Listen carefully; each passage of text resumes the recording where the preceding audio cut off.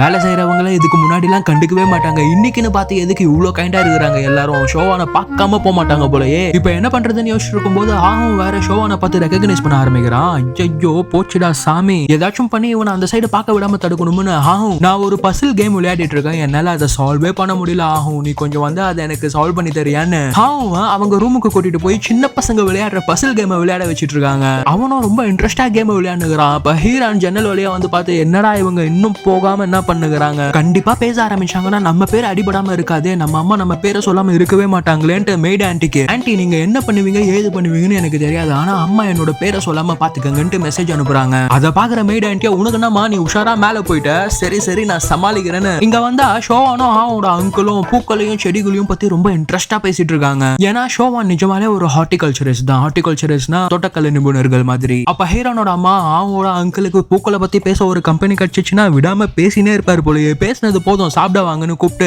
ஹீரான் இன்னும் என்ன பண்ணுகிறா, அவளையும் கூப்பிடலாமன்ட்டு அவங்க பேரை சொல்ல வர சமயத்துல மேட் ஆன்ட்டியோ சம்பந்தமே இல்லாம கத்தி, நான் ஒரு புது டிஷ் ட்ரை பண்ணிருக்கேன், அதை எல்லாரும் ட்ரை பண்ணுங்கன்னு எடுத்து டேபிள் மேல வைக்கிறாங்க. அடுத்து அவங்களோட ஆன்ட்டி அவங்க ரெண்டு பேரும் எங்க காணான்னு கூப்பிடலான்ற நேரத்துல மறுபடியும் மேட் ஆன்ட்டி சம்பந்தமே இல்லாம கத்தி இன்னொரு புது டிஷ் ட்ரை பண்ணிருக்காங்க, அதை ட்ரை பண்ணுங்கன்னு எடுத்துட்டு வந்து கொடுக்குறாங்க. இதையெல்லாம் மேல இருந்து பாத்துட்டு இருக்க ஹீரானோ பாவம் மேட் ஆன்ட்டியோ எவ்வளவுதான் சமாளிப்பாங்க. ரைட், இவனுங்க கிளம்புற மாதிரியே தெரியல, சரி நாம மயக்கம் போட்ட மாதிரி நடிச்சிடலாமன்ட்டு மேட் ஆன்ட்டி கிட்ட நான் மயக்கம் போட்ட விழுந்துட்டு அம்மா கிட்ட போய் சொல்லுங்கன்ட்டு மெசேஜ் அனுப்பிச்சிடுறாங்க. அதே மாதிரி மெய்டு ஆன்ட்டியும் அம்மா உங்க பொண்ணு மயக்கம் போட்டு விழுந்துட்டாங்கன்ட்டு வந்து கத்துறாங்க.